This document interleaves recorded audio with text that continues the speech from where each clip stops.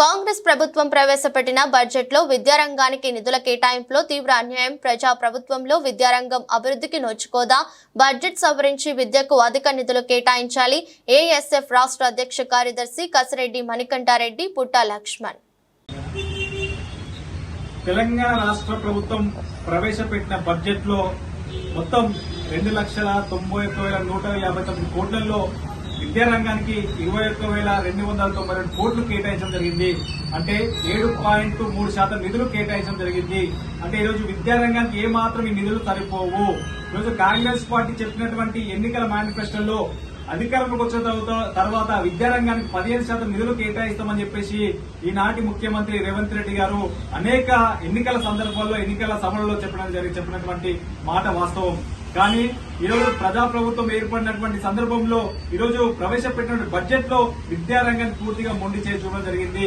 అంటే వారు కాంగ్రెస్ పార్టీ పెట్టిన మేనిఫెస్టోకి సంబంధించినటువంటి విషయంలో చూసుకుంటే మండలానికి ఒక ఇంటర్నేషనల్ పాఠశాల, అదేవిధంగా విద్యార్థులకు స్కూటీలు, అదేవిధంగా ల్యాప్టాప్లు, అదేవిధంగా ఈరోజు ప్రభుత్వ విద్యారంగం పూర్తిగా బలోపేతం చేపిస్తామని చెప్పేసి ఎన్నికల మేనిఫెస్టో చెప్పి ఈరోజు అధికారంలోకి వచ్చిన తర్వాత ఈరోజు విద్యారంగాన్ని పూర్తిగా నిధులు తగ్గించడం చూస్తే చాలా దారుణమైన విషయం సంబంధించి అంటే వెంటనే రేవంత్ రెడ్డి గారు విద్యాశాఖ మంత్రి తన దగ్గర ఉంచుకున్న తరుణంలో ఈరోజు తెలంగాణలోని విద్యార్థి లోకం విద్యారంగానికి అధిక నిధులు కేటాయించి ప్రభుత్వ విద్యారంగాన్ని బలోపేతం చేశారని చెప్పి ఆశించారు.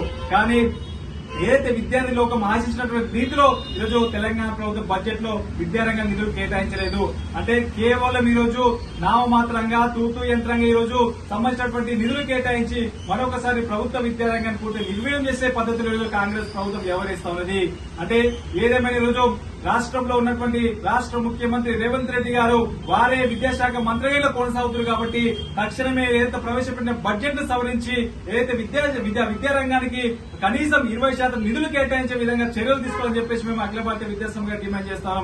ఎందుకంటే ఈరోజు ప్రభుత్వ యూనివర్సిటీల్లో అనేక సమస్యలతో కొట్టుమిట్టాడుతున్నాయి. ఈరోజు యూనివర్సిటీలలో టీచింగ్ నాన్ టీచింగ్ పోస్టులు లేక, అదేవిధంగా మౌలిక వసతులు లేక అనేక ఇబ్బందులు ఎదుర్కొంటారు. కానీ యూనివర్సిటీలకు సరిపడిన నిధులు కేటాయించాల్సిన అవసరం ఉన్నది. పాఠశాల విద్యలో అనేక సమస్యలు ఉన్నాయి, అదేవిధంగా జూనియర్ కళాశాలలో అనేక సమస్యలు ఉన్నాయి, డిగ్రీ కళాశాలలో అనేక సమస్యలు ఉన్నాయి. అంటే ఈరోజు కేజీ నుంచి పీజీ ఉన్నటువంటి పీజీ విద్యా సంస్థలో అనేక సమస్యలు ఉన్నాయి.